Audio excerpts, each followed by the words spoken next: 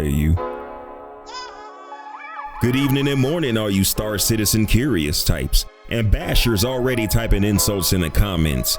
Intel operators and AMD champions, keyboard slappers and HOTAS grippers.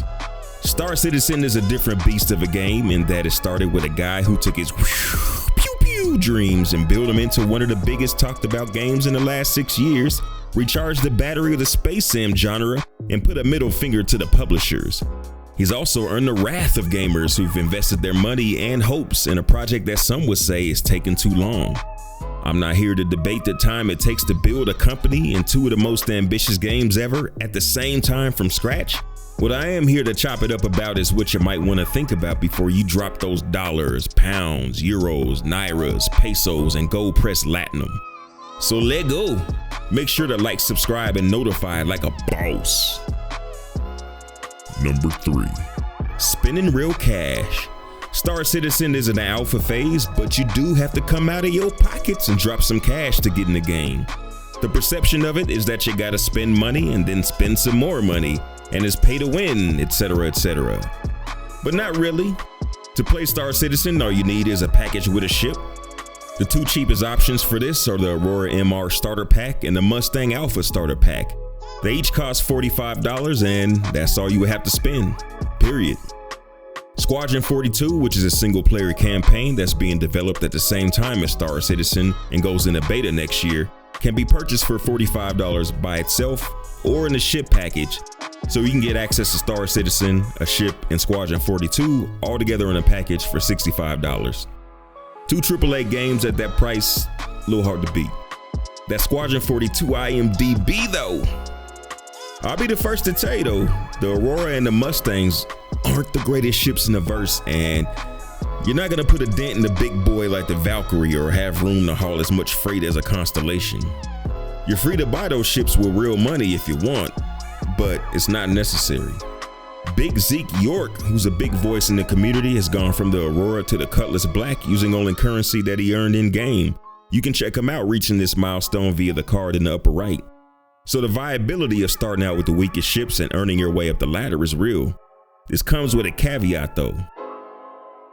Every major update wipes your character back to square one, so about every 3 months, your bank account and earned items will be wiped so that gameplay and progression can be tested and data collected with all the new features in place. On the other hand, just before the new updates and wipes occur, there's usually a PTU, which is the public test universe, where backers, that's you and I, can access all the available ships in the game. Good way to test out the ships you want to get later. Additionally, ship rentals within the game should be arriving sometime between now and September. Then you've got alternatives like just plain old thievery. If you catch somebody slipping, you can pop them and take off, or just pull a good old B&E and cut your way in. So if you want other ships one way or another, there's no reason for you to have to spend cash to get them. Number 2, it's not a full game yet. No matter what you heard from all the enthusiastic players or folks who spent $10,000 backing it, it's not done yet. And it'll be a while. Yeah, a while. You mean a while? A while. How long is a while? Well, who knows? Game of Thrones writer George R.R. Martin always gets asked when the books will be complete, and his reply is, it'll be done when it's done. I imagine Chris Roberts would like to say the same thing about Star Citizen, but that probably wouldn't go over too well. In the case of Star Citizen, I think done is a bit more fluid than we're used to. Cloud Imperium developers often say something to the effect of, even upon release, it won't be considered done. They'll continue adding to the game, and it's an ongoing, ever-expanding experience. As for right now, it's a much bigger game than 99% of everything I've played in some aspects. I haven't played every game ever made, so feel free to tell me what's bigger, but the scale is huge. I'll never see everything in just the Hurston system that we're flying in right now. The complexity of the ship systems and flight models simulating individual thrusters is incredible without going too far. You ever seen a game called Rogue System? If you're into hardcore simulation, look no further, my friend. I watched the guy go through a 15-minute startup sequence. I don't think I had that kind of time, but I do like watching it. But back to Star Citizen. The gameplay loops as they stand are fun. All the professions aren't in yet, but you can deliver packages, assault bases, haul and trade freight. Take out covert listening devices, hack relay stations, race PvP in space, atmosphere, or on the ground in a vehicle or on foot. Pirate like a rock star, or get your Rexzilla on and participate in big beautiful battles, sieges, and races. Just make sure to lower your headset volume if you're with them. There's a lot to do for the price and a lot more to come, and at some point I expect the price to go up, but is it a full complete game? No. Number 1, bugs. The biggest thing to consider is, do you have the stomach for an alpha? Bugs. Bugs everywhere. From patch to patch, you get new things to play with, new ships, new ground vehicles, new ways to interact with the universe around you. The patch notes drop and the masses all celebrate in unison, but then... We were somewhere around Daymar on the edge of the desert when the bugs began to take hold. I remember saying something like, I feel a bit lightheaded, maybe you should drive. And suddenly there was a terrible roar all around us and a truck was full of what looked like quicksand and a voice was screaming, what the hell, man, we're falling through the planet. These things happen, people.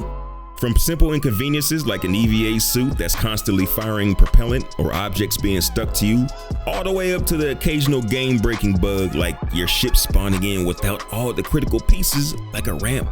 SIG seems to be pretty quick about jumping on the bugs that prevent you from playing the game. The public test universe has already received the fix for the missing ship component issue and should be rolled out to the live version soon. On the other hand, there's a lot of older bugs that either got fixed and then reappeared later or never got fixed at all. They can definitely be a pain. Azeroth, one of my buddies from the Verse and my Discord server, and Jiro, my Discord underboss, spent hours with me trying to work around the bugs just to get the brand new artillery truck working without dying. Oh my gosh, I blew up again. I think that's a wrap, man. Side note, the bug has created an interesting side effect, a ghost town that you can see if you click the card popping up in the upper right. At the end of the day though, there will be bugs. The bugs will get fixed, new content will be added in that creates new bugs, and then those will get fixed and the cycle will continue until the game moves out of alpha into beta and then into release. So if you can't handle that, then you might want to wait it out. If you can roll with the punches, there's a really dope experience out there waiting on you. Highly detailed ships for you to explore and maintain. Impressive locations for you to hang out in, shop, and tour. Cooperative gameplay and a cool community to team up with or fight against. And some of the best sights that you can find in any game about being in space. If you made it through these 3 items without saying, oh no man, I can't do that, then hop on in with us. The water's nice. Use the referral code in the description underneath. That'll get you an extra 5,000 credits. I forgot to do that myself when I created my account, so those credits are forever lost. And when the game is released, I'll be starting off super broke, man. So make sure to get yours. Big shout out and thanks to every one of my patrons, aka the Dig That fam. These fine connoisseurs are helping to make the channel possible. 7-Up salute to Commander Blackout, to Diedrichs, to the Mother, to Bussa Boy, and to Anthony Jackson. Hey, Bussa, I'm gonna catch you at the right time one of these days. My name is Dig That, and that's all the time I got to the next one. Fly dirty.